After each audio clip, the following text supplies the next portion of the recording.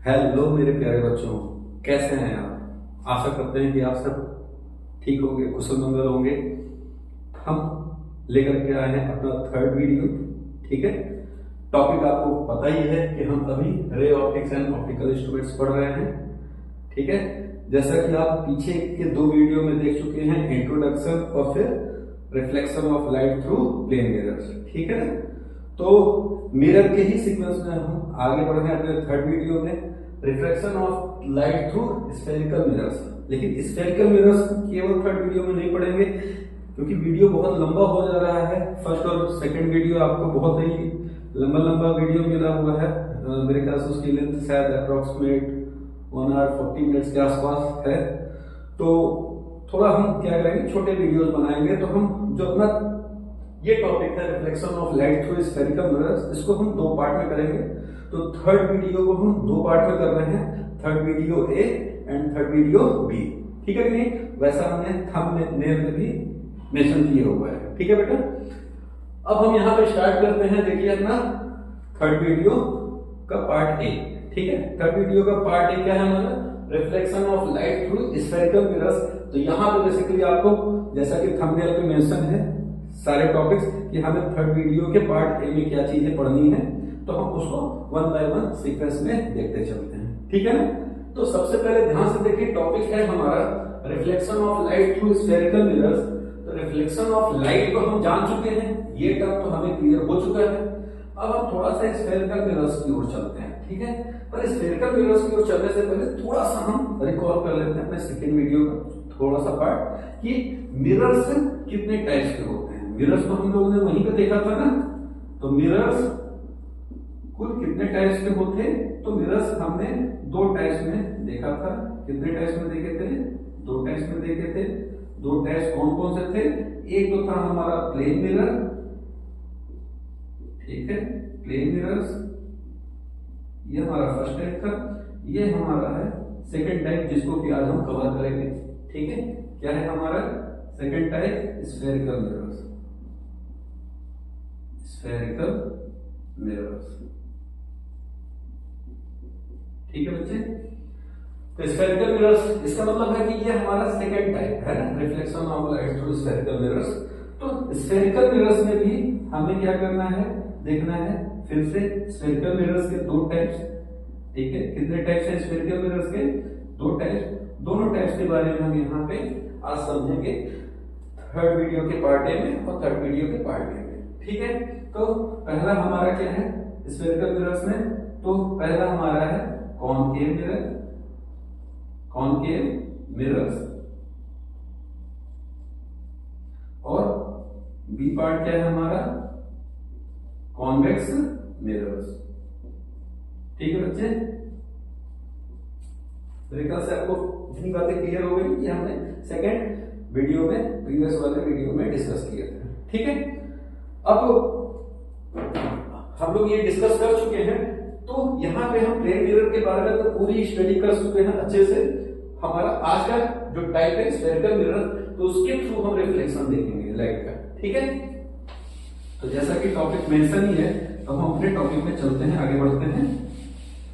ठीक है, तो टॉपिक में हम रिफ्लेक्शन देखने से पहले थोड़ा सा समझते हैं कि स्फेरिकल मिरर्स होता क्या है। ठीक है ना, तो स्फेरिकल मिरर्स को डिफाइन अगर हम करें तो कैसे करेंगे? तो spherical mirrors are those mirrors whose reflecting surface, whose reflecting surface. आपको मिरर्स में मैंने रिफ्लेक्टिंग सरफेस बताया है। ठीक है, जिधर इमेज फॉर्म होता है ऑब्जेक्ट का, या जिधर हम ऑब्जेक्ट रखते हैं।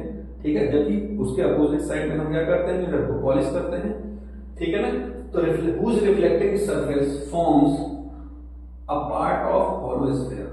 ठीक है, hollow sphere का एक पार्ट फॉर्म करता है, पूरा hollow sphere नहीं फॉर्म करता। hollow sphere का एक हिस्सा, एक पार्ट फॉर्म करता है। कहना क्या चाह रहा है ये? मान लो ये हमारा क्या है? एक hollow sphere। ठीक है बच्चा, ये हमारा क्या है? hollow sphere है। ठीक है, hollow sphere में हमने क्या कहा कि हम इसको बीच से कट कर देंगे। देखिए, एक तो तरीका यही है कि हम इसको बीच से कट कर देंगे।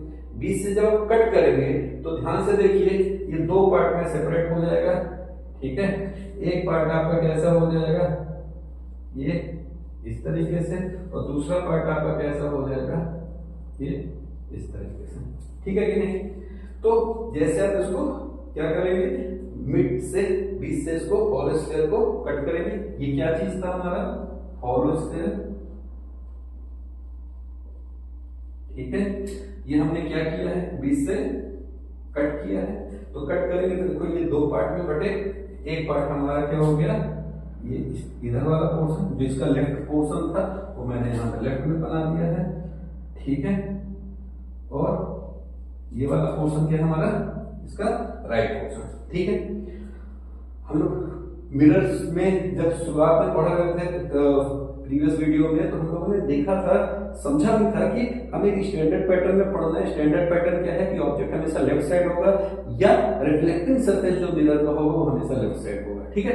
तो लेफ्ट साइड होगा, इसका मतलब पॉलिश हमें किस साइड करना होगा, राइट साइड। तो हम दोनों पार्ट में पॉलिश करते हैं राइट साइड। तो इसमें अगर हमने इसको क्या किया, इसके लेफ्ट पॉलिश के लेफ्ट वाले पोर्शन में राइट साइड देखिए पॉलिश किया, तो राइट साइड अगर पॉलिश करेंगे तो देखिए ये इधर वाला हमारा सरफेस क्या हो जाएगा, इधर वाला सरफेस क्या हो जाएगा, ये हमारा रिफ्लेक्टिंग सरफेस हो जाएगा, ठीक है। ये हमारा क्या हो जाएगा, रिफ्लेक्टिंग सरफेस हो जाएगा। जबकि यहां पे देखिए हमें हमेशा पॉलिश राइट साइड वाले पोर्शन में करना है, क्योंकि लेफ्ट साइड वाला ही तो हमारा रिफ्लेक्टिंग सरफेस होना चाहिए, क्योंकि ऑब्जेक्ट हमेशा हमें लेफ्ट साइड रखना है। तो ये हमारा पॉलिश हो गया और यही हमारा क्या हो गया, रिफ्लेक्टिंग सरफेस हो गया, ठीक है कि नहीं। ठीक, तो आप देखिए जैसे ही हमने क्या किया, पॉलिश को दो पोर्शन में कट किया और उसके राइट पोर्शन वाले साइड को दोनों पोर्शन दोनों पार्ट में पॉलिश के पॉलिश किया, तो हमारा लेफ्ट साइड क्या हो गया, हमारा रिफ्लेक्टिंग सरफेस हो गया, ठीक है बच्चे। अब यहां के आगे हम डिस्कस करते हैं, ठीक है कि नहीं, कि क्या हर बार हमें मिड से ही कट करना होगा, नहीं। इन्होंने बोला है कि एक पार्ट होना चाहिए हॉलोस्फीयर का, तो हॉलोस्फीयर का पार्ट होना चाहिए। आप यहां से मत कट करिए, आप इस पूरे हॉलोस्फीयर का बस चाहे तो आप इतना पोर्शन भी ले सकते हैं, ठीक है, और इसका भी चाहे तो बस इतना ही पोर्शन ले सकते हैं, क्लियर है। तो आप क्या कर सकते हैं, इतना यहां से यहां तक का भी पोर्शन ले सकते हैं, ये भी ले सकते हैं। तो आप देखिए अगर हम इतना पोर्शन लेंगे तभी तो यही पैटर्न बनेगा कि नहीं, ठीक है।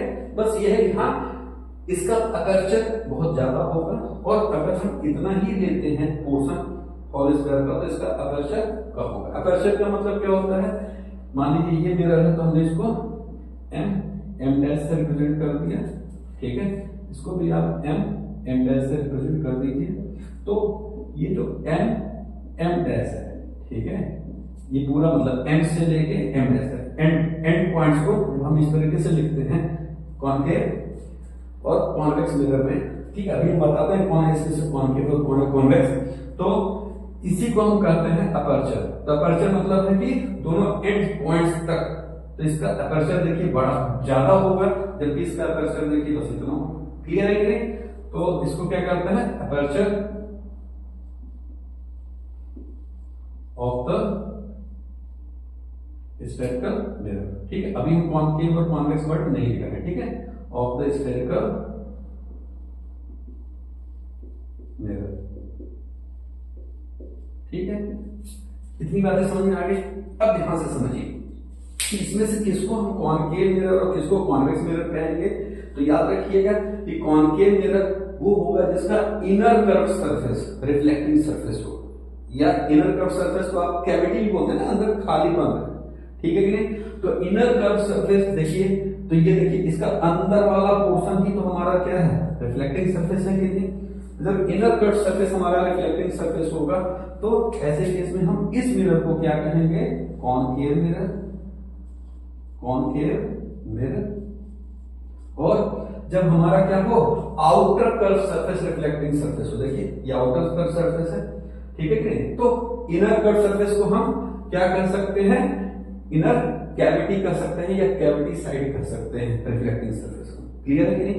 जबकि यहाँ पे आउटर कर्व सरफेस हमारा रिफ्लेक्टिंग सरफेस हो, आउटर कर्व सरफेस को हम बल्गिंग सरफेस भी बोल सकते हैं। क्या बोल सकते हैं, बल्गिंग सरफेस बोल सकते हैं। बल्गिंग मतलब ये उभरा हुआ, ठीक है। तो ये देखिए ये वाला जो पोर्शन है ये उभरा हुआ है ना, ये उभरा हुआ पोर्शन ही क्या कहलाएगा, मिरर है। तो इसको हम बल्किंग पोर्शन या बल्किंग साइड कहेंगे, ठीक है कि नहीं। या हम दूसरा तरीका है कि आउटर कर्व सरफेस बोल सकते हैं। तो याद रखिएगा इधर वाला जो पोर्शन है रिफ्लेक्टिंग सरफेस है, ये क्या है हमारा आउटर कर्व सरफेस, ठीक है। तो जब हमारा रिफ्लेक्टिंग सरफेस कौन हो, outer curve surface, outer curve surface को और क्या करते हैं बल्किंग साइड, ठीक है। तो आउटर कर्व सरफेस या बल्किंग साइड ही हमारा रिफ्लेक्टिंग सरफेस हो, तो ऐसे मिरर को क्या कहेंगे हम कॉन्वेक्स, कॉन्वेक्स मिरर, ठीक है। जबकि इनर कर्व सरफेस ये क्या है हमारा इनर कर्व सरफेस, और इसको क्या कर सकते हैं हम कैविटी साइड भी कह सकते हैं, कैविटी साइड। जब देखिए दांतों में कैविटी हो जाती है तो अंदर क्या हो जाता है वो खोखला हो जाता है, या अंदर खोखला मतलब ये अंदर की तरफ ऐसे बन जाता है ना, तो इसको क्या करते हैं कैविटी साइड बोल देते हैं ना। तो इनर कैविटी साइड ही हमारा क्या हो रिफ्लेक्टिंग सरफेस हो, तो ऐसे मिरर को क्या कहेंगे हम कॉन्केव मिरर। इतनी बात समझ में आ गई बेटा। तो क्या बोले हैं फिर से एक बार इसको बाइंड अप करते हैं। स्फेरिकल मिरर्स, तो spherical mirrors are those mirrors whose reflecting surface forms a part of a hollow sphere, ठीक है।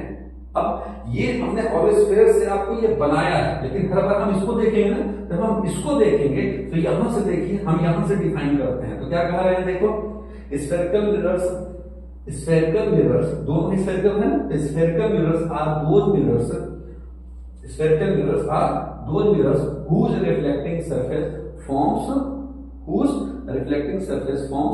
a part of the hollow sphere। तो ध्यान से देखो अगर हम इसको कंप्लीट करें तो देखो ऐसा नहीं लग रहा कि hollow sphere का एक पार्ट है, या हम इसको कंप्लीट करें तो देखो ये ऐसा नहीं लग रहा कि ये hollow sphere का पार्ट है, ठीक है कि नहीं। तो कॉनकेव मिरर और कॉन्वेक्स मिरर हमेशा क्या होते हैं hollow sphere के पोर्शन या पार्ट होते हैं। मेरे ख्याल से कोई डेफिनेशन अच्छे से क्लियर हो गई होगी, ये सब चीजें अच्छे से क्लियर हो गई होगी। किसको क्या बोलते हैं, नेमिंग बहुत मैटर करता है, क्योंकि नेमिंग में कंफ्यूजन होगा तो आप चीजों को समझ नहीं पाएंगे और समझा नहीं पाएंगे। ओके, मेरे ख्याल से यहाँ तक बात क्लियर हो गई होगी, ठीक है। तो हम लोगों ने स्फेरिकल मिरर्स टॉपिक समझ लिया है, अब हम reflection of light through spherical mirrors में आगे बढ़ते हैं, ठीक है। आगे बढ़ते हुए ही हम अब क्या करना चाह रहे हैं, तो बेसिक टर्म्स जो हमारे स्फेरिकल मिरर्स में आएंगे उनको समझें, ठीक है कि नहीं। पर बेसिक टर्म समझने से पहले हम टाइप्स के बारे में थोड़ा सा लिख लें। ये मेरे ख्याल से समझ में आ गया होगा, इसको मैं रख कर रहा हूं, ठीक है। तो टाइप्स यहाँ पे तो मैंने आपको दिखाया ही है, तो यहाँ पे हम लिख सकते हैं कि spherical mirrors are of two types, spherical mirrors are of two types. कौन कौन से हैं बेटा, तो कॉनकेव मिरर्स, ठीक है, कॉनकेव मिरर्स। दूसरे कौन है कॉन्वेक्स, कॉन्वेक्स मिरर्स, ठीक है। इनको भी अगर डिफाइन करने को कहें तो कैसे डिफाइन करेंगे बताइए। अभी मैंने पूरा समझाया है कॉनकेव मिरर और कॉन्वेक्स मिरर, ठीक है। तो कैसे कहेंगे देखो, concave mirror, concave mirrors are those mirrors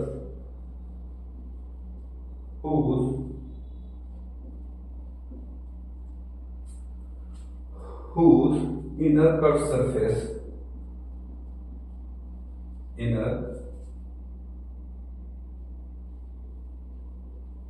curved surface, या हम इनको क्या कर सकते हैं, whose cavity side, whose cavity side forms, whose cavity side form reflecting surface, reflecting surface, ठीक है बच्चे। तो ये हो गया कॉनकेव मिरर का डेफिनेशन। आप कॉनकेव मिरर के लिए ये फिगर आप देख सकते हैं। हम यहाँ पे फिर भी एक हल्का सा फिगर आपको फिर से बना दे रहे हैं, ठीक है। ये हो गया हमारा इधर रिफ्लेक्टिंग सरफेस, ये क्या हो गया हमारा रिफ्लेक्टिंग सरफेस, जो कि कैविटी साइड है या कहो कि इनर कर्व सरफेस साइड है, ठीक है। तो ये हो गया हमारा क्या कॉनकेव मिरर, ठीक है। कॉन्वेक्स मिरर के लिए डेफिनेशन सेम इसी पैटर्न पे आप लिख सकते हैं। क्या लिखेंगे? Convex mirrors are those mirrors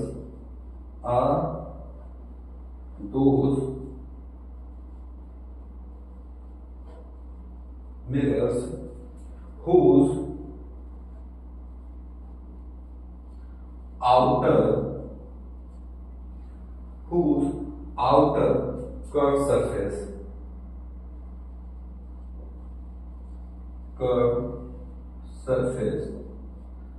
और दूसरा क्या नाम लिख सकते हैं आउटर कर्व सरफेस को? बल्गिंग साइड, ठीक है कि नहीं? whose bulging side form, ठीक है। यहां पे क्या था? whose inner curved surface या cavity side form reflecting surface, है ना? form reflecting surface। तो यहां पे क्या है देखो, आउटर कर्व सरफेस या bulging side form reflecting surface,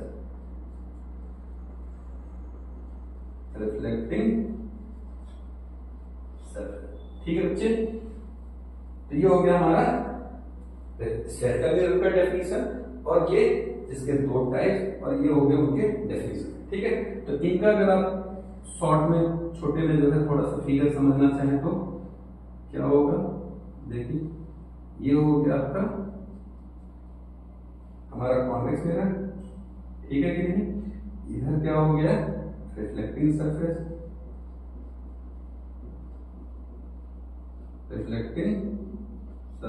इधर है ये बल्गिंग साइड है, ओके।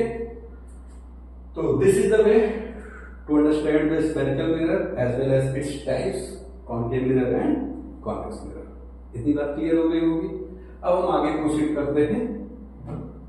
ये जो कॉनकेव मिरर और कॉन्वेक्स मिरर हैं, इनके थ्रू जब हम रिफ्लेक्शन पढ़ेंगे तो कुछ बेसिक टर्म्स हमारे क्लियर होने चाहिए, वो कॉन्सेप्ट्स क्लियर होने चाहिए, ताकि हम वो टर्मिनोलॉजी क्या कर सके, स्टडी करने के दौरान यूज कर सके, ठीक है कि नहीं, प्रॉपर वे में, प्रॉपर प्लेस पर, ठीक है। तो हम अपना स्टडी आगे प्रोसीड कर रहे हैं, इसको रख करते रहे हैं।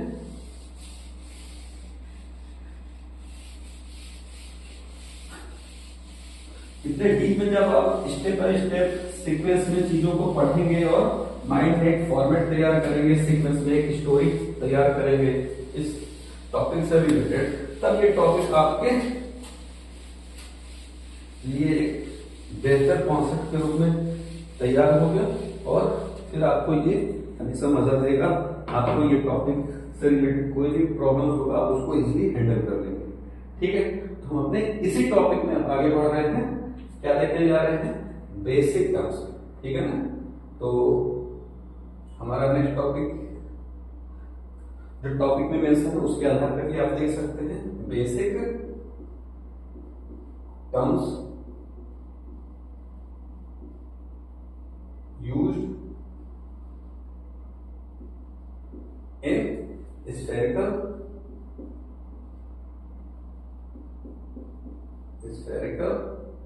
mirrors, ठीक है। तो बेसिक टर्म्स जो हमारे स्फेरिकल मिरर्स में यूज होंगे उनको देखेंगे। अच्छा, जो बेसिक टर्म्स हैं वो कॉनकेव और कॉन्वेक्स दोनों में सेम ही है, तो इसलिए हम यहाँ पे बेसिक टर्म्स दोनों के लिए देखेंगे, ठीक है। सबसे पहले ध्यान से देखिए, बेसिक टर्म्स हम देखने जा रहे हैं किसके लिए, कॉनकेव मिरर के लिए, फिर उसके बाद कॉन्वेक्स मिरर के लिए, ठीक है ये। तो इसको हम केस नंबर 1 बोल दे रहे हैं, ठीक है, फॉर कॉनकेव मिरर,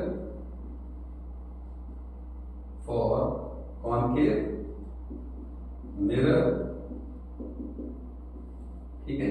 तो यहां पे कॉनकेव मिरर बना लेते हैं पहले, कॉनकेव मिरर में क्या करेंगे, इस साइड हमने पॉलिश किया, पॉलिश साइड को नॉन रिफ्लेक्टिंग साइड बोलते हैं। क्या बोलते हैं? Non reflecting side. और ये क्या हो गया हमारा? रिफ्लेक्टिंग साइड, जो कि नॉन पॉलिश है, ठीक है, जो मिरर के तौर पे वर्क करेगा, ठीक है। अब यहां पे याद रखिएगा ये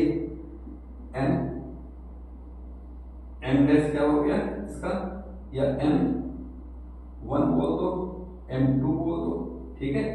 ये क्या कहलाएगा? इसका अपर्चर। और इसका जो मिड पॉइंट होगा, जनरली मिड पॉइंट से ही लेकर के चलते हैं, तो इसका जो मिड पॉइंट होगा, जो इस अपर्चर को दो इक्वल पार्ट्स में डिवाइड करेगा, ठीक है। अच्छा, एक चीज अच्छे से क्लियर रखिएगा कि हमने आपको बनाया ये भले है, लेकिन इसमें वर्ड देखिए स्फेरिकल है। अब हम बोर्ड पे जब भी पढ़ते हैं तो आपको ऐसा लग रहा होगा ये सर्कल का पार्ट है ना, पर ये याद रखिएगा 2D में 3D बनाना पॉसिबल नहीं है, उसको आपको इमेजिन करना पड़ेगा। तो स्फेरिकल मतलब जैसे बॉल, फुटबॉल, ये होता है स्फेयर, ठीक है ना। तो स्फेयर का पार्ट कर रहे हैं, इसका मतलब ये देखने में भले आपको लग रहा है कि सर्कल का पार्ट है, पर ये सर्कल नहीं, ये स्फेयर है। मतलब आप ऐसे इसको फील करिएगा मिरर को इस तरीके से, ठीक है। तो ध्यान से देखिए, ये पूरा पोर्शन दिख रहा है कि नहीं? ये पूरा पोर्शन आपको नहीं लग रहा है स्फेयर का पार्ट है, ठीक है। तो ये इस तरीके का कुछ आपका, जैसे आप देखिए डिस्क छतरी होता है ना, उस तरीके का कुछ पोर्शन रहेगा, ठीक है।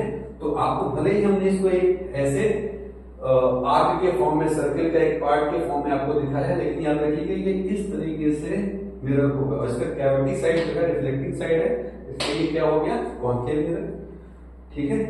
तो इस फिगर को हम ए फिगर बोल करके लिख दे रहे हैं, कॉनकेव मिरर, ठीक है। तो इसका मिड में क्या लेंगे हम?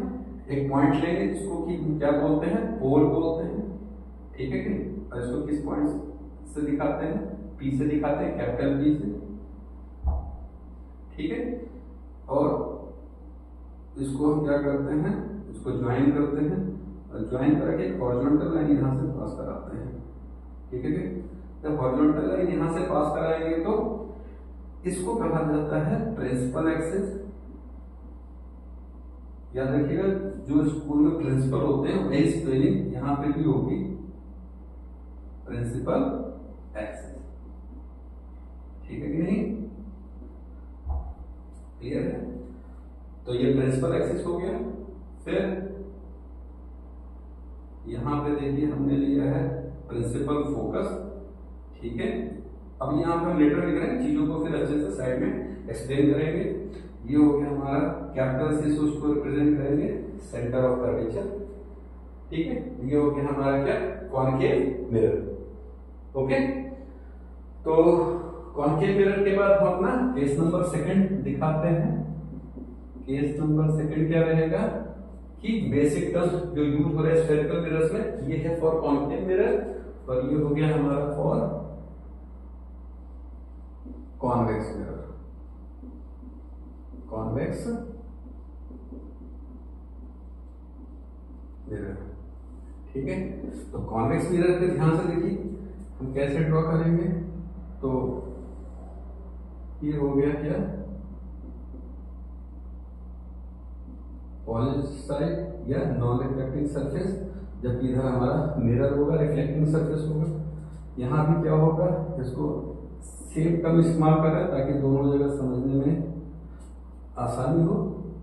और ये हो गया इसका मिड पॉइंट मान लेते हैं, ठीक है। मिड पॉइंट पे पी होगा, पी का मतलब पोल, और इसके मिड पॉइंट से क्या होगा? एक हॉरिजॉन्टल लाइन ड्रॉ होगी, ठीक है।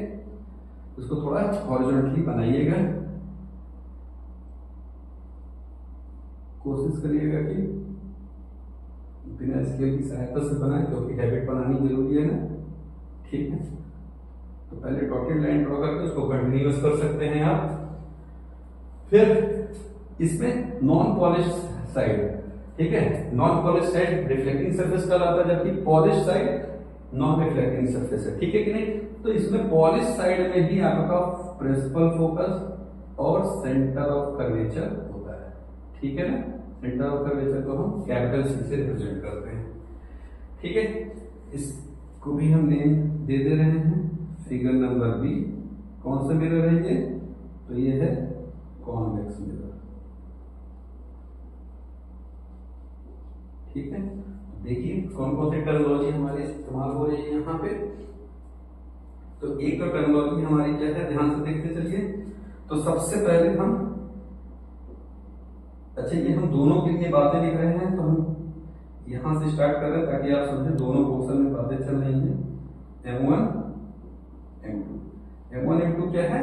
Aperture of the mirror. कौन सा मिरर? कॉन्केव मिरर और कॉन्वेक्स मिरर, दोनों के लिए सेम बातें हैं। तो क्या कहेंगे इसको? Aperture of the mirror. ठीक है, मान लीजिए हम इसके लिए बोलेंगे तो कैसे कहेंगे? तो पहले हम इसके लिए लिख दे रहे हैं aperture of the concave mirror. ठीक है, और कॉन्वेक्स मिरर। ठीक है कि नहीं? तो कॉन्वेक्स के लिए ब्रैकेट में चीजें लिखते जाएंगे। ठीक है, तो एपर्चर हो गया। एपर्चर के बाद ध्यान से देखिए प्रिंसिपल एक्सिस, प्रिंसिपल एक्सिस ये भी हमारा एक टर्म है, इंपॉर्टेंट टर्म, बेसिक टर्म है जो इस्तेमाल हो गया स्फेरिकल मिरर में। ठीक है, अगला क्या है हमारा? देखो एक पॉइंट पी है, पॉइंट पी, जिसको क्या कहेंगे? Pole of the mirror. क्या कहेंगे हम? तो पॉइंट में लिखे तो चल जाएगा ना। पी क्या है?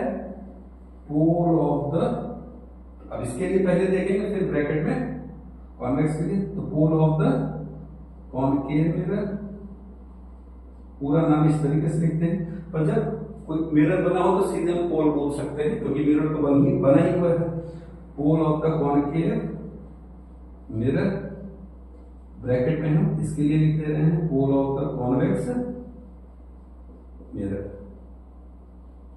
मेरे ख्याल से बात समझ में आ रहा है। तो अगर हम इसके लिए पढ़ेंगे तो कैसे पढ़ेंगे? Pole of the concave mirror, और इसके लिए पढ़ेंगे तो कैसे पढ़ेंगे? Pole of the convex mirror. Okay, ठीक। अगर आप और लगा कर ये देखना चाहते हैं तो आप ऑब्लिक कर सकते हैं। ठीक है, आप ऐसे करके भी पढ़ लीजिए। ऑब्लिक का मतलब ये पढ़िए या ये पढ़िए। ठीक है, एफ क्या है? तो एफ को देखो फोकस भी बोलते हैं।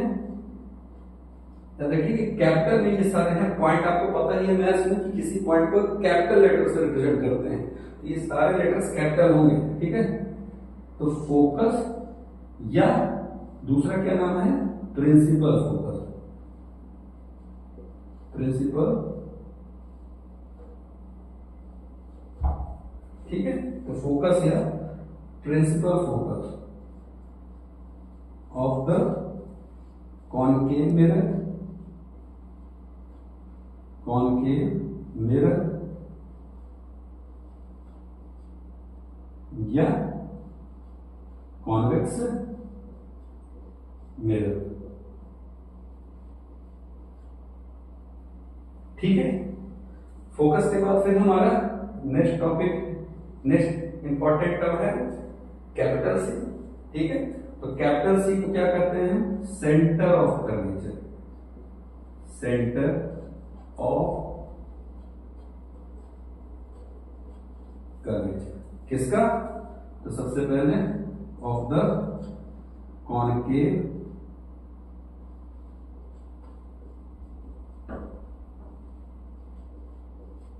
ठीक है, या कॉन्वेक्स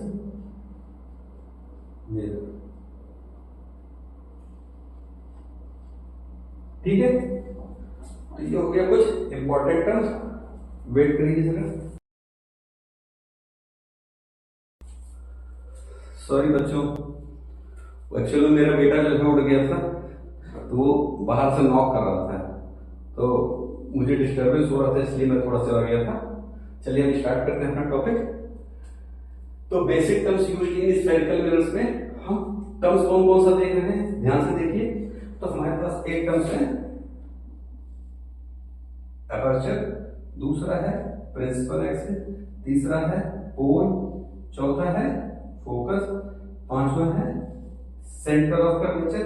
अच्छा एक चीज याद रखिएगा कि अगर हम यहाँ पे इस फोकस के सामने से एक प्लेन ले जाए, जैसे मान लो एक पेपर ले जा रहा है, ऐसे पेपर जाते हैं, पेपर एक प्लेन होगा, ठीक है कि नहीं। तो उसको अगर हम इस तरीके से ले जाए, कहां से ले जाए, फोकस से। अब यहाँ पे देखो 3D है, तो हम इसको फिर भी बनाने की कोशिश कर रहे हैं कि एक मान लीजिए ये इस तरीके का प्लेन है, ठीक है, और ये कहां से पास हो रहा है, ये प्लेन जो है फोकस से पास होगा।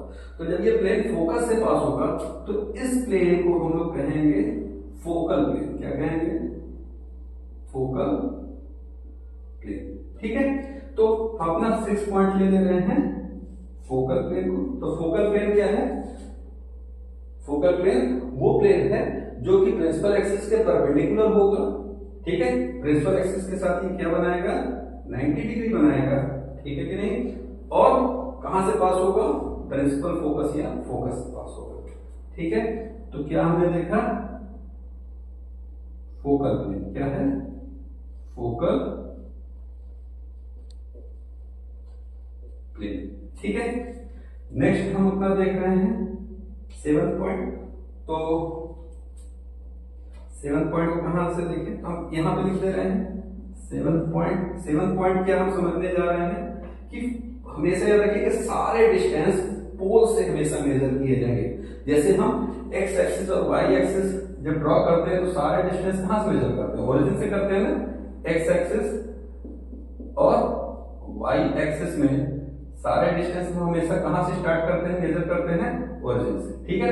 ठीक उसी तरह से दोनों मिरर्स में हम हमेशा कोई भी डिस्टेंस लेंगे तो कहां से स्टार्ट करेंगे, पोल से।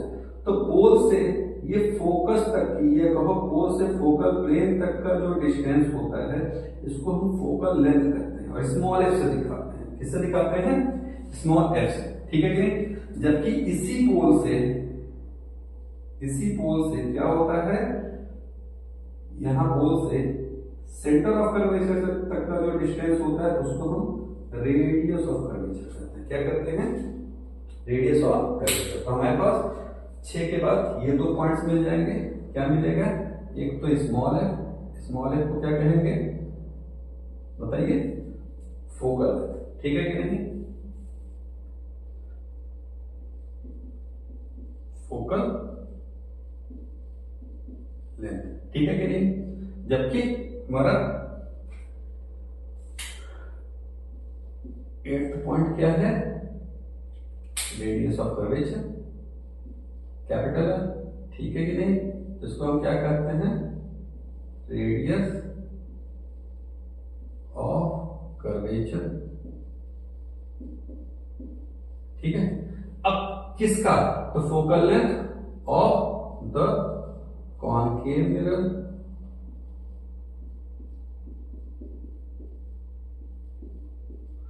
या कॉन्वेक्स मिरर, कॉन्वेक्स मिरर। आया बेटा समझ में। ठीक इसी तरह से radius of curvature of the concave mirror. देखिए बोलने का पूरा तरीका ये होता है, लेकिन अगर आपके सामने मिरर है तो फिर मिरर अलग अलग से बोलने की जरूरत नहीं, क्योंकि दिख रहा है। अगर नहीं दिखे तो आपको ये पूरा नेमिंग बोलना पड़ेगा ना, radius of curvature of the concave mirror या radius of curvature of the convex mirror, ठीक है। यहां अपर्चर थोड़ा सा ऊपर कंफ्यूजन कर रहा है, तो इसको हम थोड़ा सा नीचे बना दे रहे हैं। मेरे ख्याल से समझ में आ रहा होगा आपको बात, ठीक है। मैं क्या बात बोल रहा हूं कि अगर आपके सामने मिरर है कोई पर्टिकुलर, जैसे ये बना है कॉनकेव मिरर या ये बना है कॉन्वेक्स मिरर, तो ऐसे केस में आपको ये पूरा नेम बोलने की जरूरत नहीं, ये मैंने आपको पूरा नाम बोला है, ठीक है। तो ऐसे केस में आप जैसे मान लीजिए ये मिरर है तो हम केवल बोल सकते हैं अपर्चर, ठीक है, aperture of the mirror, aperture of the mirror, ठीक है, अपर्चर ऑफ द मिरर।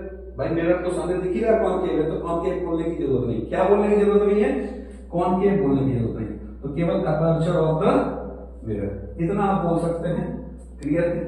तो कॉनकेव और कॉन्वेक्स तो सामने दिखेगा ही, ठीक है कि नहीं। प्रिंसिपल एक्सिस, अब देखो ये क्या है, इसको भी पूरा कैसे बोलते हैं, principal axis of the mirror. क्या बोलते हैं इसको, principal axis of the concave mirror या कॉन्वेक्स मिरर। ठीक है बच्चे, ठीक। फिर से वही चीज है, अगर मिरर आपके सामने है तो केवल क्या बोलेंगे, principal axis of the mirror. ठीक है कि नहीं, no need to speak concave और कॉन्वेक्स। क्लियर है कि नहीं, क्यों, क्योंकि वो तो सामने बना ही है, कॉनकेव है कि कॉन्वेक्स है। ठीक है, पी को क्या बोलेंगे फिर, पोल ऑफ द मिरर। ठीक है, इसको क्या बोलेंगे, फोकस या principal focus of the mirror. ठीक है कि नहीं, तो फोकस या principal focus of the mirror. इसको क्या बोलेंगे, centre of curvature of the mirror. Clear है, इसको क्या बोलेंगे, इसका भी पूरा नाम क्या होगा, फोकल प्लेन ऑफ द, ठीक है, focal plane of the concave mirror या कॉन्वेक्स मिरर। ठीक है, इसका कैसे बोलेंगे, focal plane of the mirror, अगर मिरर आपके सामने है। उसी तरह से फोकल लेंथ या focal length of the mirror, radius of curvature या radius of curvature of the mirror. मेरे ख्याल से बात आपको समझ में आ रही है कि कैसे इसका नाम लेना चाहिए। एक पैटर्न होता है, थोड़ा पैटर्न फॉलो करेंगे तो आपको दिक्कत नहीं होगी, कभी कंफ्यूजन नहीं होगा, क्योंकि आप शॉर्ट बोलते बोलते लंबे समय बाद कंफ्यूज हो जाते हैं। ठीक है कि नहीं, तो सही जगह सही नाम लेना सीख जाएंगे। क्लियर है कि नहीं। अब रही बात कि ये सारे जितने बेसिक टर्म्स हैं इनको डिफाइन करना, तो डेफिनेशन के लिए हम आपको, हम लिखेंगे नहीं, हम यहाँ डेफिनेशन बोल रहे हैं, आप चाहें तो नोट कर सकते हैं। क्लियर है कि नहीं, तो क्या है देखिए, अगर हम कहें पहले टर्म को हम डिफाइन करने जा रहे हैं कि अपर्चर ऑफ द मिरर क्या होता है, या aperture of the concave mirror या कॉन्वेक्स मिरर क्या होता है। तो अपर्चर में याद रखिएगा हम क्या करते हैं, टोटल लेंथ। अब ध्यान से देखिएगा, यहां पे हम क्या लेते हैं, लेंथ लेते हैं ना, तो total length of the mirror is known as aperture of the mirror. Clear है, ये हम कर देंगे कि देखो एंड पॉइंट्स दिख रहा है कि नहीं, तो एंड पॉइंट्स जो मिरर के हैं, ठीक है कि नहीं, इनके बीच का जो डिस्टेंस है उसी को क्या कहेंगे, aperture of the mirror. Clear है, और प्रिंसिपल एक्सिस को कैसे डिफाइन करेंगे, तो प्रिंसिपल एक्सिस को याद रखिएगा, प्रिंसिपल एक्सिस एक इमेजिनरी लाइन है। हम हमेशा बोलते हैं कि इमेजिनरी लाइन हमेशा डॉटेड लाइन से दिखाया करिए, लेकिन प्रिंसिपल एक्सिस के केस में आप इसको कंटिन्यूअस लाइन से दिखाइए। ठीक है कि नहीं, तो प्रिंसिपल एक्सिस कैसे डिफाइन करेंगे, तो principal axis is the imaginary horizontal line which passes through centre of curvature, focus and pole. याद रखिएगा क्या बोला है मैंने आपको कि प्रिंसिपल एक्सिस, ठीक है, इसको क्या बोला जा रहा है, प्रिंसिपल एक्सिस। ठीक है, तो principal axis is the imaginary line which passes through pole, focus and centre of curvature. ठीक है, तो हॉरिजॉन्टल लाइन होना चाहिए, तो प्रिंसिपल एक्सिस एक हॉरिजॉन्टल इमेजिनरी लाइन होता है जो इन तीनों पॉइंट से पास करेगा, किसी दो से करे और किसी एक से न करे, इनमें से किसी को मिस कर दे तो वो प्रिंसिपल एक्सिस नहीं कराएगा। प्रिंसिपल एक्सिस का क्राइटेरिया ही है कि तीनों पॉइंट से पोल, फोकस और सेंटर ऑफ कर्वेचर या से पास होने वाली जो इमेजिनरी लाइन है वो हमेशा क्या होती है, प्रिंसिपल एक्सिस। ठीक है कि नहीं, और सेंटर ऑफ कर्वेचर से जो भी लाइन मिरर पे जाती है वो हमेशा याद रखिएगा मिरर पे परपेंडिकुलर होती है। तो ध्यान से देखो, ये प्रिंसिपल एक्सिस भी तो देखो सी से तो जा ही रही है ना सेंटर ऑफ कर्वेचर से, तो ये हमेशा क्या होगी, मिरर पे, कहां पे, पोल पे जाकर के मिल रही है ना मिरर पे, पोल पॉइंट पे, तो वहां पे वो हमेशा क्या होगी, मिरर पे परपेंडिकुलर होगी। इसका मतलब है कि प्रिंसिपल एक्सिस हमेशा क्या होगा, पोल जहां पे है वहां पे परपेंडिकुलर होगा मिरर के। क्लियर हुआ, मेरे ख्याल से आपको ये बात याद रखनी है। क्यों याद रखनी है, क्योंकि इसके पीछे का लॉजिक ये है कि सेंटर ऑफ कर्वेचर से जाने वाली लाइन हमेशा मिरर पे परपेंडिकुलर होगी। अब चाहे वो इस तरीके से जाए, इस तरीके से जाए, या प्रिंसिपल एक्सिस के रूप में जाए या नीचे जाए, अगर सेंटर ऑफ कर्वेचर से पास हो रही है वो लाइन तो it is always perpendicular to the mirror. ठीक है, तो प्रिंसिपल एक्सिस जो है वो भी सेंटर ऑफ कर्वेचर से जा रही है, फोकस और पोल से जा रही है, वो बात की बात है, लेकिन सेंटर ऑफ कर्वेचर से जा रही है, दैट्स व्हाई ये यहां पे मिरर पे क्या होगा, परपेंडिकुलर होगा।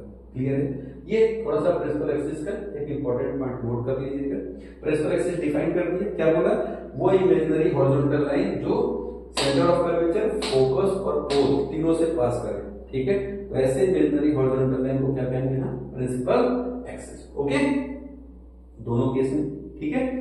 नेक्स्ट हम टॉपिक डिफाइन करने जा रहे हैं pole of the concave mirror, ठीक है कि नहीं। पोल को कैसे डिफाइन करेंगे कॉन्केव मिरर या कॉन्वेक्स मिरर में, तो पोल क्या है, पोल वो पॉइंट है मिरर पे, चाहे कॉन्केव मिरर या कॉन्वेक्स, तो पोल एक पॉइंट है कहां पे, मिरर पे, जहां से प्रिंसिपल एक्सिस पास करता है, ठीक है कि नहीं।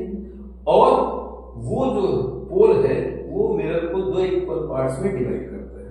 The pole is the point on the mirror which divides the mirror into halves, ठीक है, as well as from this point principal axis passes. Clear है बेटा? तो ये हो गया पोल को डिफाइन करने का तरीका, ठीक है कि नहीं। लिख लेंगे ना, जो मैं बोल रहा हूं उसको अपनी वर्डिंग में लिख सकते हैं, ठीक है, या मेरी वर्डिंग ही यूज कर सकते हैं। नेक्स्ट हम फोकस को डिफाइन करते हैं। फोकस क्या होता है, तो फोकस को डिफाइन करने से पहले हम थोड़ा सा क्या देखते हैं, सेंटर ऑफ कर्वेचर को पहले डिफाइन कर लेते हैं। तो सेंटर ऑफ कर्वेचर क्या है, तो देखो, since we know that the mirror either concave और convex is the part of the hollow sphere, है ना। तो अगर स्फीयर का पार्ट है तो स्फीयर का अपना एक सेंटर होता है कि नहीं, ठीक है, तो वही सेंटर को ही मिरर का सेंटर ऑफ कर्वेचर करते हैं। जैसे अगर हमने कहा कि इसका हम फुल हॉलो पार्ट को कंप्लीट कर दें थोड़ा सा, तो देखो इस हॉलो स्फीयर का एक सेंटर होगा, बस इसी सेंटर को ही हम क्या करते हैं, इस मिरर का सेंटर ऑफ कर्वेचर करते हैं। ठीक उसी तरह से आप यहाँ पे भी कर सकते हैं, इसका एक पार्ट होगा, ये हॉलो स्फीयर है, हॉलो स्फीयर का एक पार्ट है ये मिरर, कॉन्वेक्स मिरर, तो इस हॉलो स्फीयर का जो सेंटर होगा उसी को हम इस मिरर का क्या कहेंगे, सेंटर ऑफ कर्वेचर। क्लियर हुआ कि नहीं, ठीक है। और तो पोल और सेंटर ऑफ कर्वेचर के जो मिड पॉइंट होता है उसी को क्या करते हैं, फोकस या प्रिंसिपल फोकस। तो फोकस और principal focus is the mid point, is the mid point, ठीक है, of is the mid point of pole and centre of curvature. Clear है, बात समझ में आ गया कि नहीं। तो मिड पॉइंट होने का मतलब क्या है कि एफ पी जो डिस्टेंस है वो सी एफ के बराबर होगा। क्लियर है, एफ से पी का जो डिस्टेंस है वो सी से एफ का जो डिस्टेंस है वो आपस में बराबर होंगे, यानी पी एफ और एफ सी ये दोनों डिस्टेंस आपस में क्या होंगे, बराबर होंगे, तभी तो फोकस मिड पॉइंट कहलाएगा कि नहीं। क्लियर हो गया बेटा, ठीक है। तो हमने आपको पोल भी समझा दिया, फोकस भी समझा दिया, सेंटर ऑफ कर्वेचर भी समझा दिया। क्लियर है कि नहीं। एक चीज हमेशा ऐड करते रहिएगा इन तीनों में कि प्रिंसिपल एक्सिस इनसे पास करेगा, ठीक है कि नहीं। पोल में भी कहेंगे कि principal axis passes through it, focus में भी कहेंगे principal axis passes through it, and centre of curvature में भी कहेंगे कि principal axis passes through it, ठीक है। पर सेंटर ऑफ कर्वेचर में एक बात और जोड़ दीजिएगा कि principal axis passes through it and is perpendicular on the mirror. Clear होगा कि नहीं। फोकल प्लेन के लिए भी मैंने आपको बताया ही था, लेकिन फिर से एक बार डेफिनेशन देख लीजिए। तो फोकल प्लेन क्या है, focal plane is the plane which is perpendicular to the principal axis and passes through principal focus या focus, ठीक है कि नहीं। तो फोकल प्लेन वो प्लेन है जो प्रिंसिपल एक्सिस के परपेंडिकुलर प्रिंसिपल फोकस से पास करे, इस तरीके से, ठीक है कि नहीं। तो इसको क्या कहेंगे, प्रिंसिपल फोकस, ठीक है। तो जब भी इमेज फोकस पे बनता है, ठीक है, तो अगर वो पॉइंट साइज नहीं थोड़ा सा बड़ा हुआ, यानी उसका साइज हुआ, तो हमेशा प्रिंसिपल फोकल प्लेन पे फॉर्म होगा। क्लियर है कि नहीं, ठीक। अब हम आते हैं थोड़ा सा फोकस या सॉरी फोकल लेंथ और रेडियस ऑफ कर्वेचर पे। तो फोकल लेंथ और रेडियस ऑफ कर्वेचर को कैसे डिफाइन करें, तो मैंने आपको बताया कि इसके लिए ये जरूरी याद रखिए कि सारे डिस्टेंस हमेशा पोल से मेजर किए जाते हैं ना। तो कैसे डिफाइन करेंगे फोकल लेंथ को, तो focal length is the distance between pole and focus of the mirror. ठीक है कि नहीं? अब वो कॉन्केव है तो कॉन्केव के लिए बोलेंगे, कॉन्वेक्स है तो कॉन्वेक्स के लिए बोलेंगे। क्या बोले हैं? Focal length. तो focal length is the distance between pole and focus of the mirror. Clear है? Whereas radius of curvature is the distance between pole and center of curvature of the mirror। इसमें और इसमें दोनों के लिए वही बात बोल रहे हैं। ठीक है? और यहां पे अभी आपको पहले बताया कि फोकस क्या है, तो focus is the mid point between centre of curvature and pole. तो अगर वो मिड पॉइंट है तो यहां से देखो एक रिलेशन निकल करके आता है। क्या रिलेशन? दोनों में से निकल करके आता है, इन दोनों से, कि जो रेडियस ऑफ कर्वेचर है वो फोकस का क्या होगा? फोकल लेंथ का डबल होगा। क्या होगा? Radius of curvature is always twice the focal length, या double of the focal length. या आप इसको ऐसे भी बोल सकते हैं, क्या बोल सकते हैं कि focal length is always half of the radius of curvature. ध्यान से देखिए, इस 2 को अगर हम इधर ले आए तो डिनोमिनेटर में जाएगा ना, तो आप फोकल लेंथ के बिहाफ पे डिफाइन कर सकते हैं कि फोकल लेंथ जो है कैसे होगा। Focal length radius of curvature के बिहाफ पे डिफाइन कर सकते हैं कि half of the radius of curvature is known as focal length. मेरे ख्याल से ये आपको बेसिक टर्म्स जो इस्तेमाल होंगे स्फेरिकल मिरर्स में, ये आपको अच्छे से समझ में आ गया होगा। जो मैंने बोला है वो डेफिनेशन के रूप में आप लिख सकते हैं। ठीक है कि नहीं? या अपने दिमाग में बैठा सकते हैं कि कभी अगर कोई पूछे तो आप एक प्रॉपर वे में उसको एक्सप्लेन कर सके, जवाब दे सके, एक अच्छे तरीके से समझा सके, रख सके सामने बात को। क्लियर है? तो ये हो गया हमारा क्या बेटा? Basic terms used in spherical mirror. ठीक है? अब बेसिक टर्म्स के बाद हम अपना नेक्स्ट टॉपिक पे चलते हैं। नेक्स्ट टॉपिक हमारा क्या होगा? Sign convention. ठीक है कि साइन कन्वेंशन क्या हम इस्तेमाल करेंगे? ठीक है? तो इसको हम बेसिक टर्म्स वाले सारे पोर्शन को हटा दे रहे हैं। Sign convention used in mirrors. ठीक है?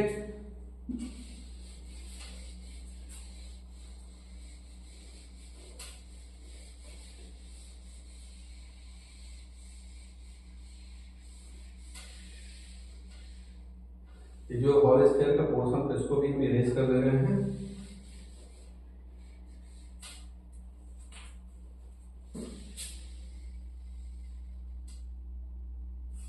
ठीक है?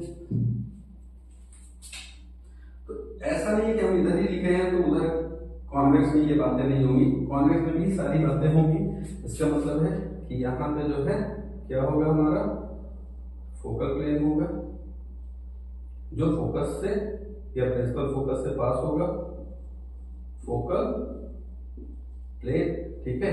पोल से फोकस तक के डिस्टेंस को फोकल लेंथ बोलेंगे, पोल से रेडियस ऑफ कर्वेचर बोलेंगे, इसको सेंटर ऑफ कर्वेचर तक के डिस्टेंस को। ठीक है कि नहीं? ये सारी बातें रहेंगी। ठीक है? तो सारे टर्मिनोलॉजी वही है जो कॉन्केव मिरर में है, सेम है कॉन्वेक्स मिरर में। अब हमारा टॉपिक क्या है? तो टॉपिक है sign convention used in mirrors ना। तो साइन कन्वेंशन यूज्ड इन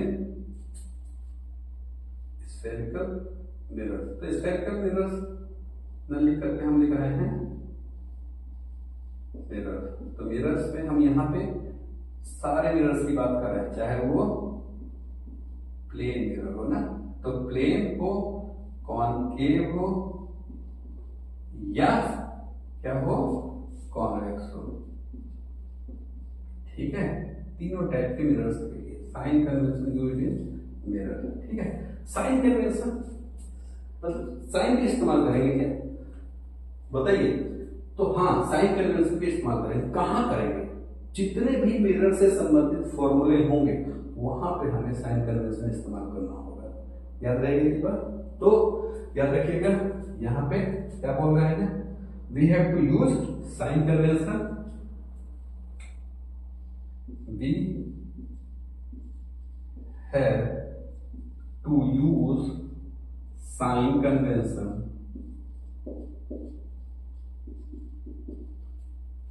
ठीक है?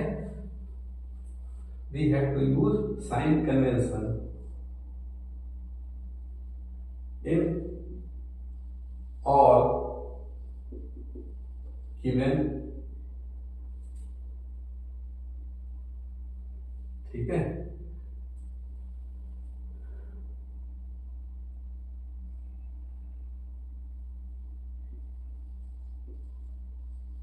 गिवन वैल्यूज, ठीक है, in all given values which is used in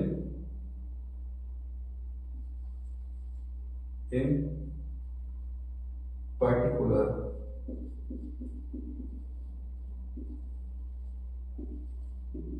given mirror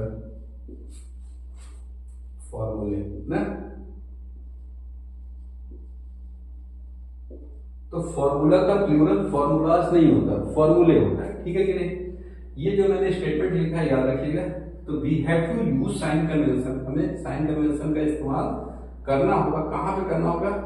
जितने भी गिवन वैल्यूज है, याद रखिएगा, गिवन वैल्यूज, अननोन वैल्यूज में हमें साइन कन्वेंशन कभी भी नहीं इस्तेमाल करना है, ठीक है। अगर हम अननोन वैल्यू जिसको हमको पता लगाना है फॉर्मूले में रख करके, उसमें हम साइन कन्वेंशन इस्तेमाल करेंगे तो याद रखिएगा जब रिजल्ट आएगा तो उसमें उसका साइन कन्वेंशन मेंशन नहीं होगा, ठीक है। और जब मेंशन नहीं होगा तो आप साइन कन्वेंशन से उसका नेचर वगैरह या उसकी प्रॉपर्टी नहीं पता कर पाएंगे, ठीक है कि नहीं। इसलिए अननोन वैल्यूज जिसको आपको पता करना है फॉर्मूले में, ठीक है, फॉर्मूले का यूज करके, उसमें हम साइन कन्वेंशन कभी नहीं इस्तेमाल करेंगे। हमेशा किसमें इस्तेमाल करेंगे? जो वैल्यूज गिवन है क्वेश्चन में, ठीक है।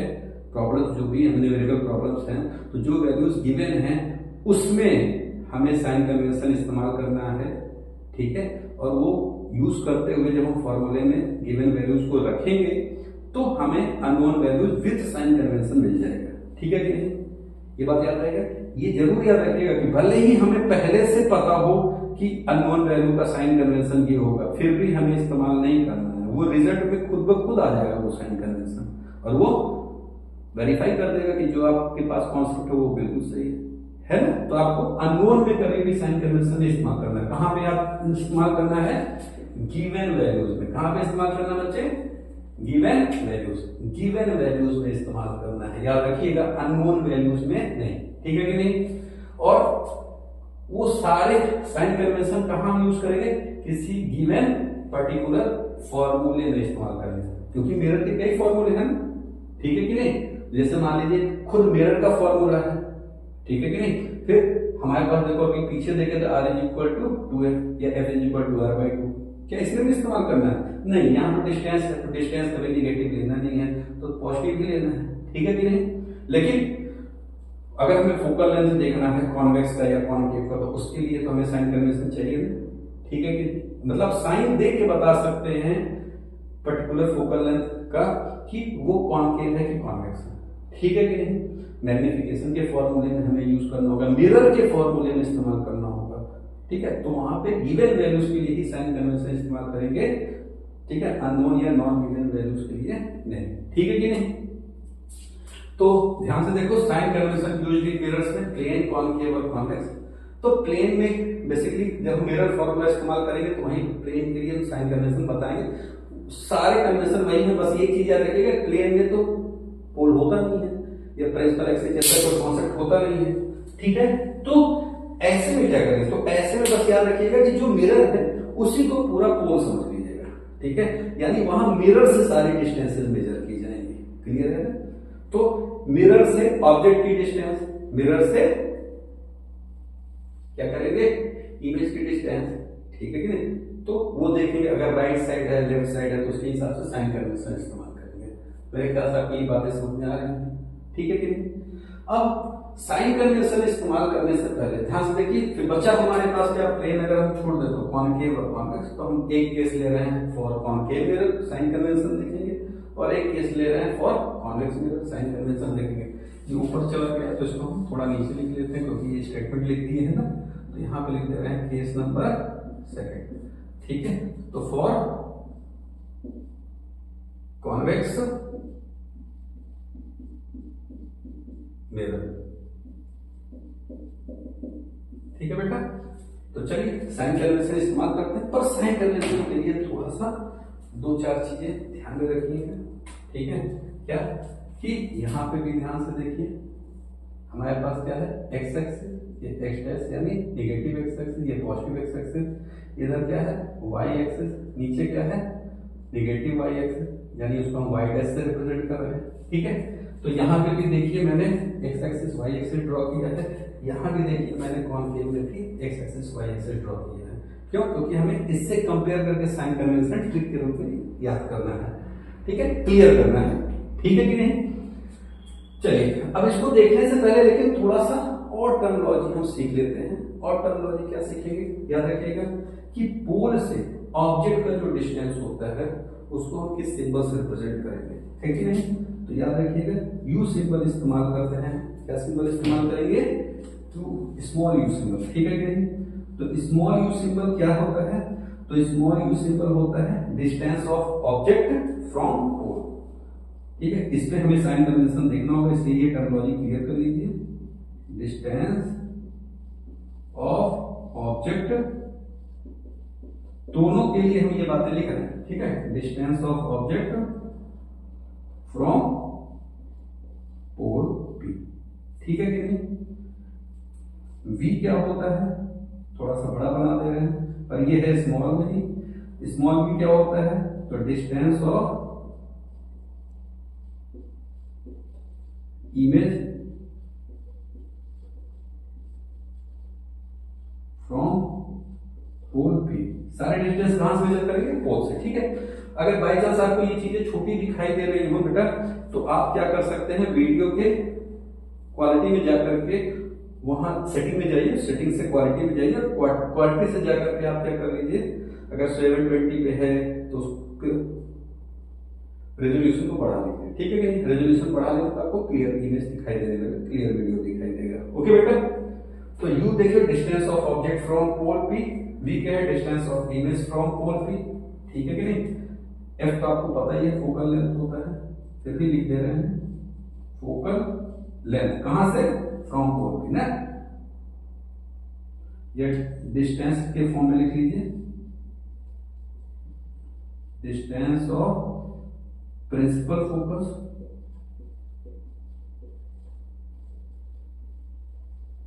ठीक है, ये इसको हम फोकस भी बोल देते हैं सिंपली। ठीक है, कहां से? From pole P. ठीक है कि नहीं? आर के लिए भी लिख सकते हैं डिस्टेंस और रेडियस ऑफ कर्वेचर, क्या बोलते हैं?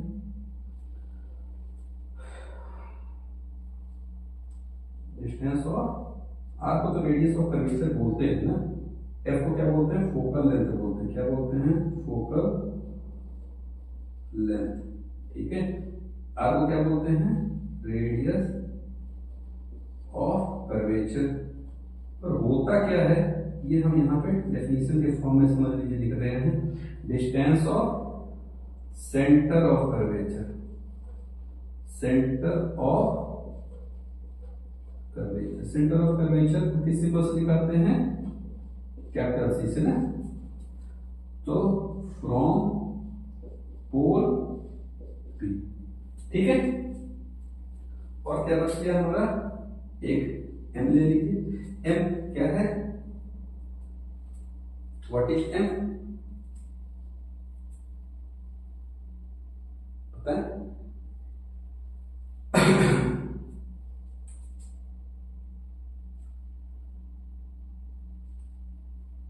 तो देखो मिरर फॉर्मूले में हमारे ये तीन टर्म्स इस्तेमाल होंगे। आर और एफ के लिए एक फॉर्मूला हमारा यूज होगा। ठीक है, एम क्या है? मैग्निफिकेशन। क्या है बेटा?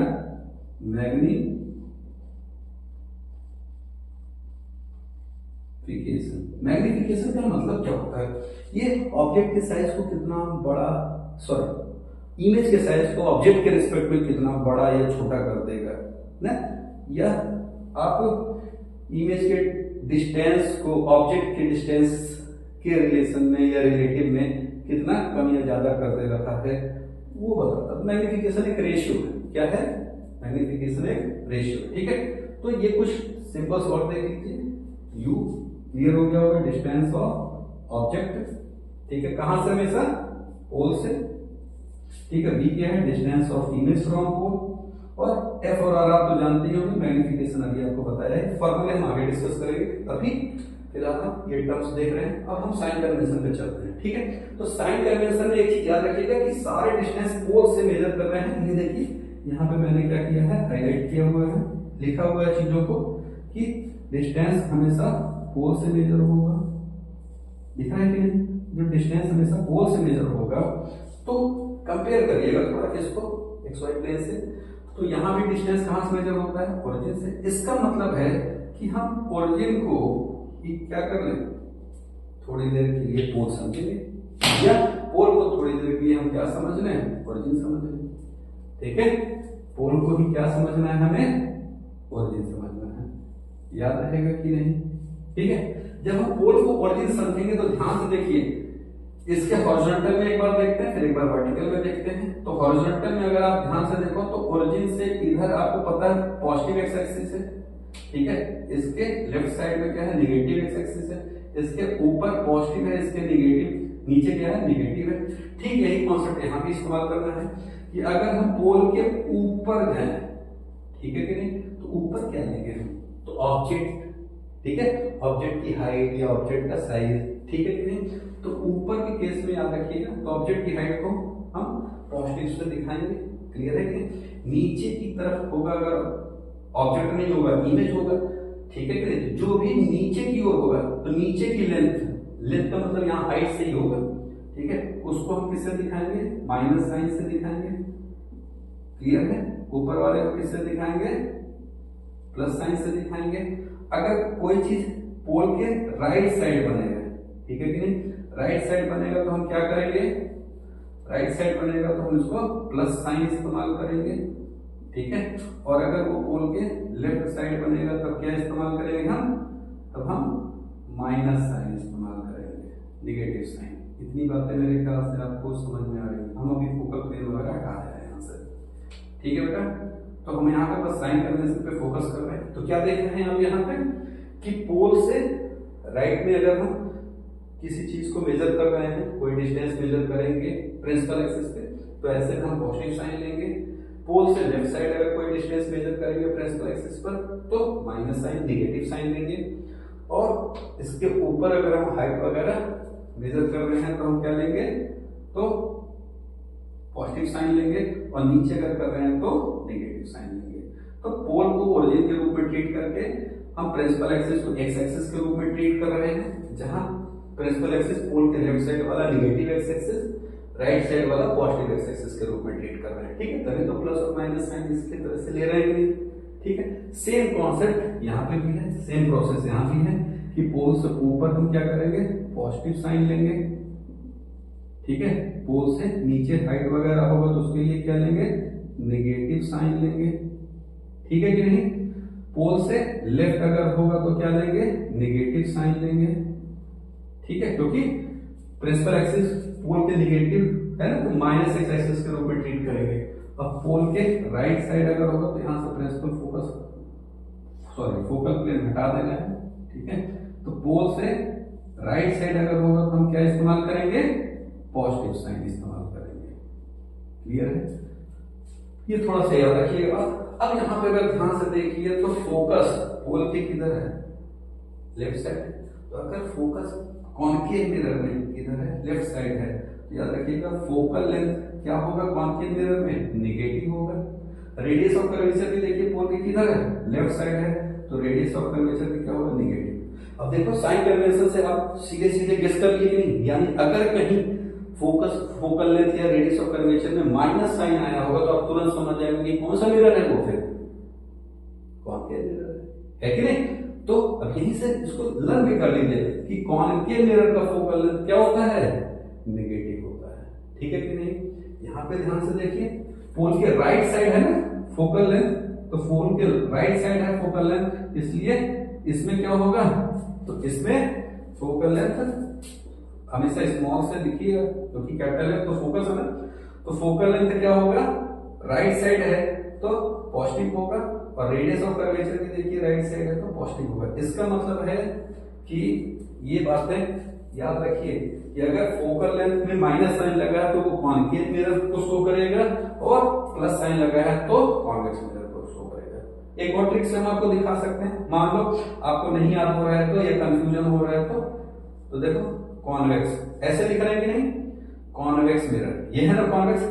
तो ये बताओ इसमें लास्ट में देखो ये एक्स आ रहा है कि नहीं, इस एक्स को ध्यान से देखो, इस एक्स को अगर ध्यान से थोड़ा सा इसको घुमा दे, थोड़ा सा इसको हम अगर ऐसे करके इसको घुमा दे तो देखो कौन सा साइन बन रहा है, प्लस बन रहा है कि नहीं। इसका मतलब याद कर लीजिए कि फोकल लेंथ और रेडियस ऑफ कर्वेचर कॉन्वेक्स का क्या होता है, प्लस होता है। तो ऑब्वियस बात है बच क्या गया, कॉन्केव, उसका अपोजिट होगा यानी नेगेटिव होगा। ओके, तो ये रहा आपका क्या, साइन कन्वेंशन। साइन कन्वेंशन मेरे ख्याल से बात समझ में आ गई होगी आपको। अब हम आगे चलते हैं, रूल्स जानते हैं इमेज फॉर्मेशन के, किसमें, कॉनकेव और कॉन्वेक्स दोनों में, ठीक है ना। अब इसको हम समझाएंगे, लेकिन पहले इसको लिख लेते हैं, नहीं तो फिर वीडियो बहुत लंबा हो जाएगा।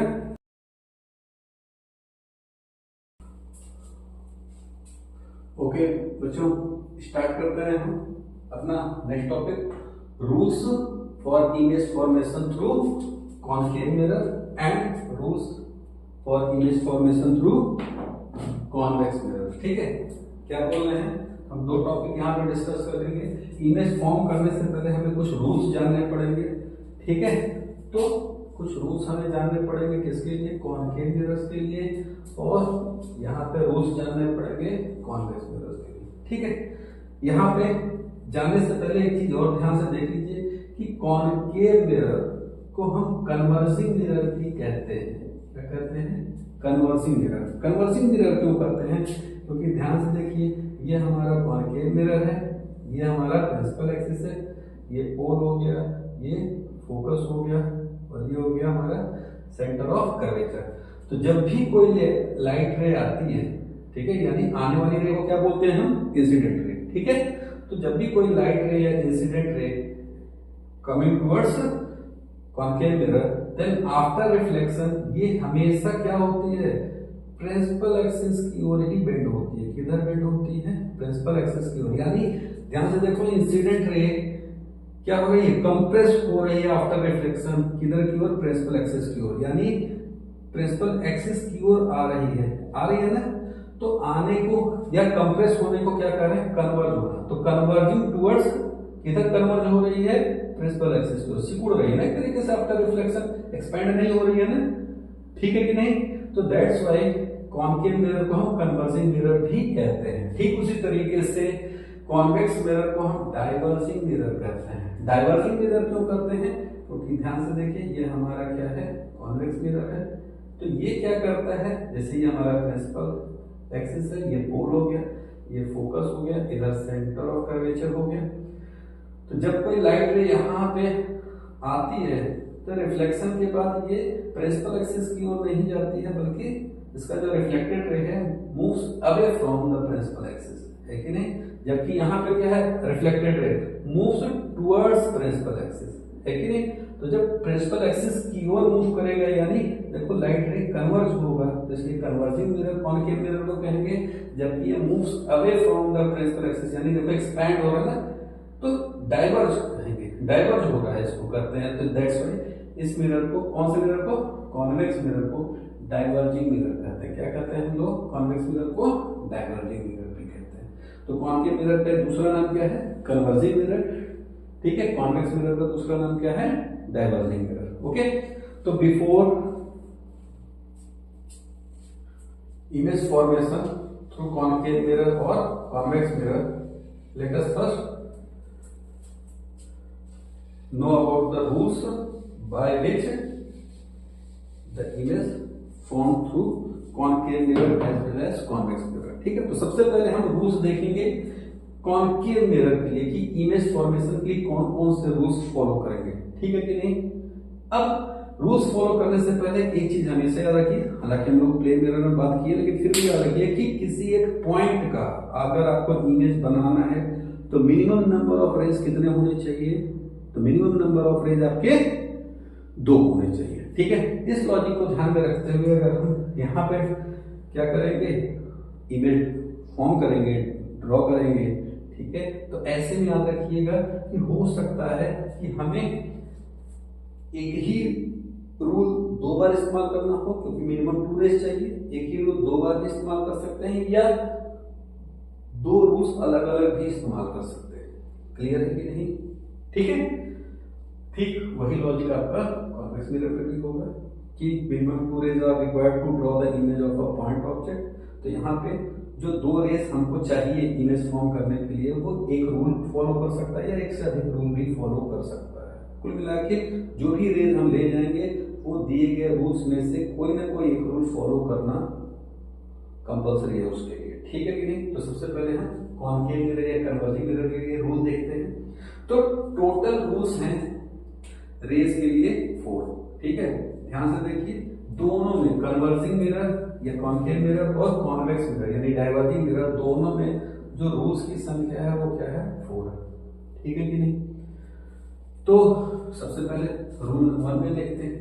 तो रूल 1 में एक चीज याद रखिएगा कि पहला रूल क्या कहता है, तो पहला रूल कहता है कि अगर कोई रे पैरेलल हो किसके, प्रिंसिपल एक्सिस के। रे का मतलब यहाँ पे इंसिडेंट रे से है, इंसिडेंट रे। ठीक है, यानी जब कोई इंसिडेंट यानी आने वाली रेज कहाँ पे, कॉनकेव मिरर की ओर। ठीक है कि नहीं? तो जो इंसिडेंट रे है अगर वो आ रही है और प्रिंसिपल एक्सिस की क्या है, पैरेलल है, ठीक है, तो वो हमेशा जो है पास करेगी फोकस से। लेकिन कब करेगी, आफ्टर रिफ्लेक्शन। ठीक है, तो पहला रूल याद हो गया।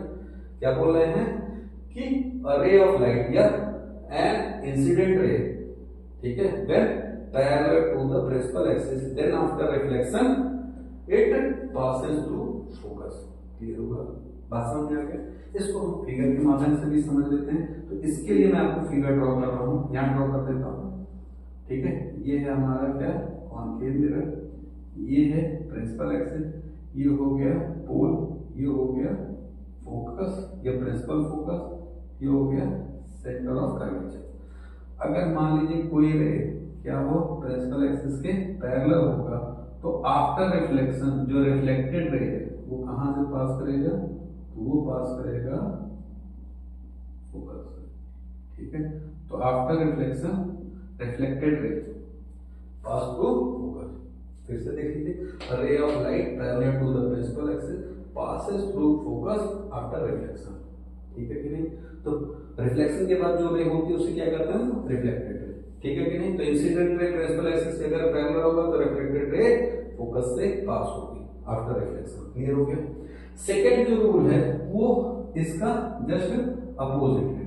ठीक है, तो रूल 1 और रूल 2 एक दूसरे के अपोजिट है। यहां पे क्या था, इंसिडेंट रे प्रिंसिपल एक्सिस के पैरेलल था, तो रिफ्लेक्टेड रे फोकस से पास हो रहा है। इसका उल्टा कर लीजिए, अगर इंसिडेंट रे फोकस से पास हो तो रिफ्लेक्टेड रे आफ्टर रिफ्लेक्शन क्या होगा, प्रिंसिपल एक्सिस के पैरेलल हो जाएगा।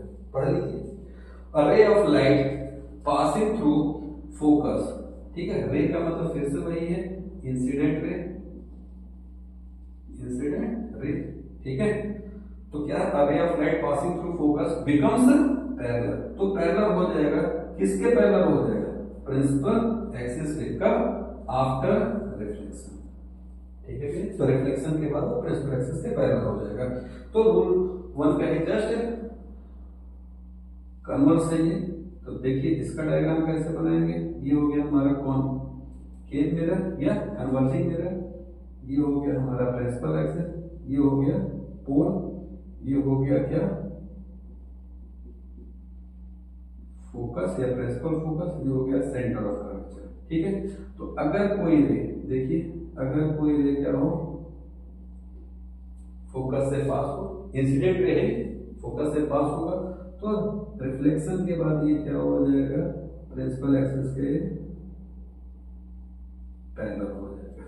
क्लियर हो गया? तो ये और ये आपको समझ में आ गया होगा। तो जब इंसिडेंट रे पैरेलल होगा तो रिफ्लेक्टेड रे फोकस से पास होगा, जब इंसिडेंट रे फोकस से पास होगा तो रिफ्लेक्टेड रे प्रिंसिपल एक्सिस के पैरेलल हो जाएगा। ओके, थर्ड रूल पे चलते हैं। थर्ड रूल क्या कर रहे हैं, a ray of light passing through the centre of curvature reflects back, यानी वापस लौटेगा, वहीं से रिफ्लेक्ट होगा अलोंग द सेम पाथ, यानी सेम पाथ फॉलो करेगा। ठीक है कि नहीं? क्यों? क्योंकि इंसिडेंट रे जो है, यहां भी देखो रे का मतलब क्या होगा? Incident ray. ठीक है, क्योंकि इंसिडेंट रे जो है, जो सेंटर ऑफ कर्वेचर से पास होता है, वो हमेशा मिरर पे क्या होता है? नॉर्मल होता है, यानी 90 डिग्री बनाता है, परपेंडिकुलर होता है। ये बात मैंने आपको शुरुआत में ही बताई थी वीडियो की। क्लियर है? तो जब नॉर्मल ही होगा इंसिडेंट रे, यानी वो नॉर्मल भी है और वो इंसिडेंट रे भी है, तो ऐसे कैसे पता एंगल आई की वैल्यू कितनी होगी? 0 डिग्री। और लॉ ऑफ रिफ्लेक्शन तो फॉलो हो गई, तो आर भी 0 डिग्री हो गया। इसका मतलब है कि इस वाले रूल में angle I is equal to angle R तो होगा ही, पर साथ में वो कितना होगा? 0 डिग्री होगा। क्लियर है? इसके लिए अगर हम फिगर फॉर्म करना चाहें तो कैसे फॉर्म करेंगे? देखो यहां हमने फोकस को इस तरीके से सेकंड रूल में लिया था, आप नीचे से भी ले सकते हो, तो ये इधर से ज्यादा पैरेलल प्रिंसिपल एक्सिस के। यहां पे भी देखिए हमने क्या कहा, ये हो गया हमारा कॉनकेव मिरर, ये हो गया हमारा प्रिंसिपल एक्सिस, ये हो गया प्रिंसिपल फोकस, ये हो गया हमारा सेंटर ऑफ कर्वेचर। ठीक है, तो सेंटर ऑफ कर्वेचर से जाने वाली लाइट रे, ठीक है, मान लीजिए ये है सेंटर ऑफ कर्वेचर, तो सेंटर ऑफ कर्वेचर से ये देखिए लाइट रे जा रही है, किधर जा रही है? मिरर की ओर। ठीक है, तो सेंटर ऑफ कर्वेचर से जाने वाली जो लाइट रे है, अब इसको स्ट्रेट लाइन बना लीजिएगा। ठीक है, तो ये देखो जा रही है, तो इसको एरो इस तरीके से दिखा रहे हैं। तो सेंटर ऑफ कर्वेचर से मिरर की ओर जाने वाली रे को क्या कहेंगे? Incident ray. जब इंसिडेंट रे सेंटर ऑफ कर्वेचर से पास हुआ मिरर पे पड़ेगी, तो ये याद रखिएगा यहाँ मिरर पे 90 डिग्री फॉर्म करेगी, और 90 डिग्री फॉर्म करने के कारण यही इंसिडेंट रे नॉर्मल भी ट्रीट होगी, और जब यहाँ पड़ेगी तो रिफ्लेक्ट होगी, और रिफ्लेक्ट होकर सेम पाथ फॉलो करेगी। क्लियर है? तो दिस इज द रे diagram for rule number 3। Okay, rule number 4 देखो क्या कह रहे हैं। रूल नंबर 4 कह रहे हैं कि रे का मतलब फिर से वही है, इंसिडेंट रे। ठीक है, रे ऑफ लाइट इंसिडेंट, यानी इंसिडेंट रे जब इंसिडेंट होगा कहां पे? पोल पे, तो वो रिफ्लेक्ट होगा, और रिफ्लेक्ट होगा तो वो लॉ ऑफ रिफ्लेक्शन फॉलो करेगा।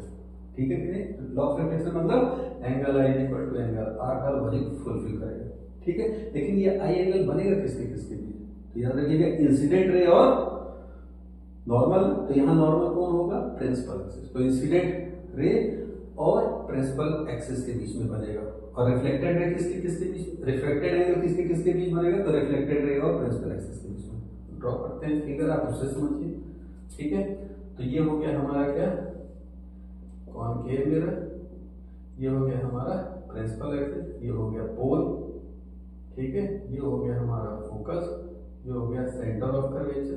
तो अगर कोई लाइट रे आए, किधर आए? पोल पे आए। ठीक है, तो पोल पे आएगा, तो सेंटर ऑफ कर्वेचर से जाने वाली लाइट हमेशा पोल पे क्या होती है? परपेंडिकुलर होती है, ये तो आपको बताया ही है। तो ये नॉर्मल के रूप में ट्रीट होगी। तो इंसिडेंट रे और principal axis angle of incidence I बनाएंगे, और यहाँ पे लॉ ऑफ रिफ्लेक्शन को फॉलो किया जाएगा। तो जो रिफ्लेक्टेड रे पोल से रिफ्लेक्ट होकर के निकलेगी, वो भी प्रिंसिपल एक्सिस के साथ एंगल ऑफ रिफ्लेक्शन बनाएंगे, और ये आई इक्वल टू आर होंगे। क्लियर हो गया? मेरे ख्याल से चारों रूल्स आपको क्लियर हो गए होंगे image formation through concave mirrors के लिए। ठीक है कि नहीं? फिर से एक बार देख लो, अगर कोई इंसिडेंट रे प्रिंसिपल एक्सिस के पैरेलल होगा, तो रिफ्लेक्टेड रे हमेशा आफ्टर रिफ्लेक्शन फोकस से पास होगा। इसका उल्टा रूल नंबर 2, अगर कोई इंसिडेंट रे फोकस से पास होगा, तो आफ्टर रिफ्लेक्शन वो प्रिंसिपल एक्सिस के पैरेलल हो जाएगा। तो रूल नंबर 3 क्या कह रहे हैं कि सेंटर ऑफ कर्वेचर से पास होने वाली लाइन उसी रास्ते से वापस हो जाती है, क्योंकि सेंटर ऑफ कर्वेचर से जो रे इंसिडेंट रे जाती है मिरर पे, वो परपेंडिकुलर होती है। ठीक है, नॉर्मल के रूप में ट्रीट होती है। ठीक है ना? जबकि रूल नंबर 4 कह रहा है कि अगर कोई लाइट रे पोल पे जाएगा, तो वो लॉ ऑफ रिफ्लेक्शन फॉलो करेगा, यानी angle I equal to angle are.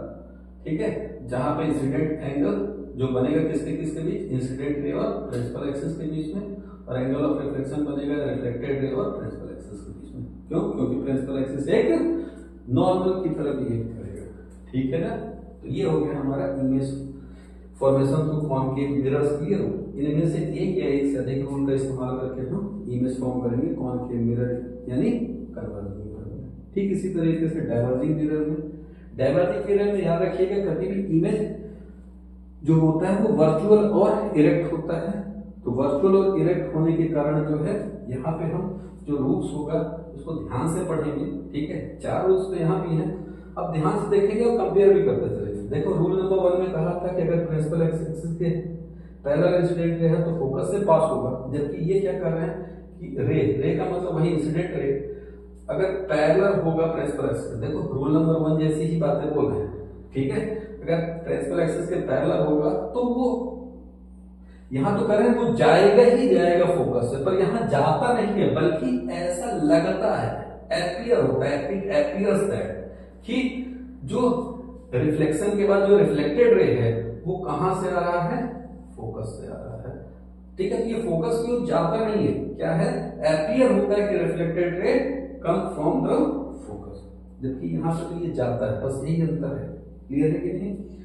क्या है, a ray of light parallel to the principal axis appears to come from the focus after reflection.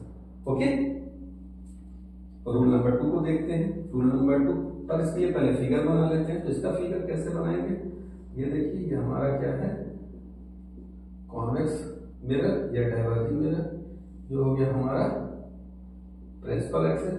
ये देखिए, ये रे प्रिंसिपल एक्सिस के पैरेलल है, तो पैरेलल तो क्या हो जाएगा, ये आफ्टर रिफ्लेक्शन ये कुछ इस तरीके से रिफ्लेक्ट होगा ना, डाइवर्जिंग नेचर का है तो। ठीक है, moving away from the principal axis होगा, तो ये इस तरीके से देखिए डाइवर्ज हो रहा है। ठीक है, तो डाइवर्ज होगा तो ऑब्जर्वर अगर यहां से ऑब्जर्वर है, यहां पे कौन है, ऑब्जर्वर है। ठीक है, ये ऑब्जर्वर की आई मैंने यहां बना दिया है। अगर ऑब्जर्वर ऑब्जर्व करेगा तो उसको लगेगा ये रिफ्लेक्टेड है कहीं पीछे फोकस से आ रहा है। कहां से आ रहा है, फोकस से आ रहा है। ठीक है, रूल को फिर से देख लीजिए। Incident ray of light parallel to the principal axis appears to come from focus after reflection. Reflection के बाद appear होगा कि वो कहां से आ रहा है, फोकस से आ रहा है। क्लियर है कि मिरर के पीछे जो भी हम लाइन ड्रॉ करेंगे वो डॉटेड दिखाएंगे क्योंकि वो इमेजिनरी लाइन होता है। ओके बेटा, ये आपको समझ में आ गया होगा। रूल नंबर 2 देखो, तो रूल नंबर 2 क्या है, जैसे यहां पे था फर्स्ट का जस्ट अपोजिट, तो यहां भी रूल नंबर 2 ऐसा ही है। क्या कर रहे हैं, यहां पे क्या था, देखो प्रिंसिपल एक्सिस के पैरेलल था तो रिफ्लेक्टेड रे लगता था कि फोकस से आ रही है। यहां पे क्या है कि अगर कोई incident ray directed towards focus, focus की ओर जाती हुई लगेगी पर जाएगी नहीं, ठीक है कि नहीं, तो वो हमेशा क्या होगी, पैरेलल हो जाएगी प्रिंसिपल एक्सिस के आफ्टर रिफ्लेक्शन। कहने का मतलब क्या है, ध्यान से देखिए, अगर ये हमारा क्या है, कॉन्वेक्स मिरर है यानी डाइवर्जिंग मिरर, तो ये हमारा क्या है, ये पोल हो गया। ठीक है, ये हो गया हमारा फोकस, ये हो गया सेंटर ऑफ कर्वेचर। तो अगर कोई रे, ध्यान से देखिएगा, कोई रे अगर कमिंग टुवर्ड्स फोकस, देखो ऐसा लग रहा है कि ये फोकस की ओर जा रही है। ठीक है, तो आफ्टर रिफ्लेक्शन पर ये पहुंचेगी नहीं ना, क्योंकि इधर तो पॉलिश है। ठीक है कि नहीं, तो आफ्टर रिफ्लेक्शन ये क्या हो जाएगी, ये प्रिंसिपल एक्सिस के पैरेलल हो जाएगी। जस्ट इसका अपोजिट, यहाँ पहले इंसिडेंट रे पैरेलल थी तो रिफ्लेक्टेड रे देखने में ऐसा लग रहा था कि फोकस से आ रही है। यहाँ पे क्या है, जब incident ray directed towards focus तो after reflection it becomes parallel to the principal axis. Okay बेटा, थर्ड देखो, थर्ड जैसे यहां रूल नंबर 3 था ठीक उसी तरह यहां भी रूल नंबर 3 है कि a ray of light directed towards, पर ये जाती नहीं, उसमें तो जाती है, इसमें जाती हुई फील होगी ना। A ray of light directed towards the centre of curvature C is reflected back along the same path, उसी रास्ते से वापस होगी। क्यों होगी, क्योंकि जो इंसिडेंट रे है वो हमेशा मिरर पे परपेंडिकुलर होगी, तो सेंटर ऑफ कर्वेचर की ओर जाने वाली रे, ठीक है कि नहीं, वो हमेशा क्या होती है, मिरर पे परपेंडिकुलर होती है। ये बात हमेशा याद रखिएगा। तो इसके लिए हम डायग्राम आपको कहां बनाते हैं, यहां बनाते हैं। ठीक, यहां ध्यान से देखिएगा, ये हो गया आपका क्या, कॉन्वेक्स मिरर या डाइवर्जिंग मिरर, ये हो गया आपका principal focus, sorry principal axis, ये हो गया आपका पोल। ठीक है, अब ये एक रे है, देखिए ये एक रे है और ये ऐसा लग रहा है कि कहाँ जा रही है, सी की ओर, पर जाएगी नहीं, क्यों? क्योंकि इधर तो पॉलिश है ना। ठीक है, तो अगर ये सी की ओर जा रही है तो आपको पता है कि सेंटर ऑफ कर्वेचर की ओर जाए या सेंटर ऑफ कर्वेचर से जाए जो रे, वो हमेशा मिरर पे क्या होगी, परपेंडिकुलर होगी। तो ये मिरर पे परपेंडिकुलर होती है, तो ये इंसिडेंट रे है, देखो जा रही है मिरर की ओर। तो रिफ्लेक्शन के बाद ये इसी पाथ से क्या होगी, सेम पाथ से रिटर्न हो जाएगी। क्लियर है? तो ये है हमारा क्या, रूल नंबर 3। क्लियर है? यहां पे ध्यान से देखो, नॉर्मल के रूप में ही सेंटर ऑफ कर्वेचर की ओर आने वाली इंसिडेंट रे ट्रीट होगी। तो इंसिडेंट रे और नॉर्मल सेम है, यानी एंगल आई की वैल्यू भी 0 होगी और उसी रास्ते से रिफ्लेक्ट होगी तो आर की वैल्यू भी 0 होगी। तो दोनों को ध्यान से समझिए कि वर्डिंग का बस खेल है, यहाँ एक्चुअलिटी में कोई चीज होती नहीं है, इट एपियर्स, जबकि यहाँ पे एक्चुअल में होती है। ठीक है कि नहीं? बस वर्डिंग को ध्यान से देखिए, बाकी तो कॉन्सेप्ट सेम है। क्लियर है बेटा? रूल नंबर 4 हूबहू स्टेटमेंट भी एज इट इज है। देखिए पूरा स्टेटमेंट भी वही है, क्यों? क्योंकि यहाँ पे जो भी चीजें होंगी बाहर होंगी, तो यहाँ पे इमेजिनरी जैसा कुछ भी नहीं होगा, तो सेम होगा। रूल नंबर 4 और यहाँ का रूल नंबर 4 दोनों में सेम ही है। क्या है? रे ऑफ लाइट यानी इंसिडेंट रे, ठीक है, कि जब इंसिडेंट होगी पोल पे तो वो रिफ्लेक्ट होगी और क्या फॉलो करेगी, लॉ ऑफ रिफ्लेक्शन फॉलो करेगी। तो यहाँ मैंने आपको फिगर बनाया था, पर वो कॉन्केव के लिए था, यहाँ कॉन्वेक्स के लिए देख लीजिए। ये हो गया आपका कॉन्वेक्स मिरर, ये हो गया आपका प्रिंसिपल एक्सिस, ये हो गया आपका फोकस। यहाँ पे तो फोकस और सेंटर ऑफ कर्वेचर से कोई लेना देना है नहीं, जो है पोल से है। तो देखो अगर कोई इंसिडेंट रे क्या होगा, पोल की ओर आएगा, तो सेंटर ऑफ कर्वेचर से जाने वाली लाइन प्रिंसिपल एक्सिस है, और वो आपको बता भी है कि ये सेंटर ऑफ कर्वेचर से जा रही है तो परपेंडिकुलर भी होगा। ठीक है, तो ये जो प्रिंसिपल एक्सिस है ये नॉर्मल के रूप में ट्रीट करेंगे, तो इंसिडेंट रे और प्रिंसिपल एक्सिस जो है एंगल ऑफ इंसिडेंस फॉर्म करेंगे, और जब यहाँ पोल पे पड़ने के बाद रिफ्लेक्ट होगी लाइट रे, तो ये भी प्रिंसिपल एक्सिस के साथ एंगल ऑफ रिफ्लेक्शन बनाएगा और I इक्वल टू R होगा। ठीक है कि नहीं? यानी लॉ ऑफ रिफ्लेक्शन को ओबे करेगा। ओके, तो ये देख लीजिए, image formation through convex mirror के लिए 4 rules, image formation through concave mirror के लिए भी 4 रूल्स। ठीक है, इसको अच्छे से समझ लीजिए, इसको ध्यान में रखिए, तभी इमेज फॉर्म करने में आप इन रूल्स का इस्तेमाल कर पाएंगे सही तरीके से। ओके ओके, तो हम लोग अपने बात को यहीं पे खत्म करते हैं। हम लोग रूल देख लिए हैं, साइन कन्वेंशन देख लिए हैं, ठीक है कि नहीं? अब हम लोग अपने नेक्स्ट वीडियो में, वीडियो नंबर 3 का बी पार्ट देखेंगे, तो वहां पे हम लोग इमेज फॉर्मेशन देखेंगे। ठीक है कि नहीं? Both the mirrors, concave mirror as well as convex mirror. Image formation को देखने के साथ साथ फिर हम लोग क्या करेंगे, वहां पे जो R is equal to 2F या F is equal to R/2 होता है, इस फॉर्मूले को प्रूफ करेंगे। मिरर फॉर्मूला देखेंगे, मिरर फॉर्मूले को प्रूफ करेंगे, और फिर मैग्निफिकेशन को देखते हुए उस वीडियो को फिनिश करेंगे। ठीक है कि नहीं? तो थैंक यू वेरी मच। हम लोग मिलते हैं 3rd के बी पार्ट में। ठीक है, ओके।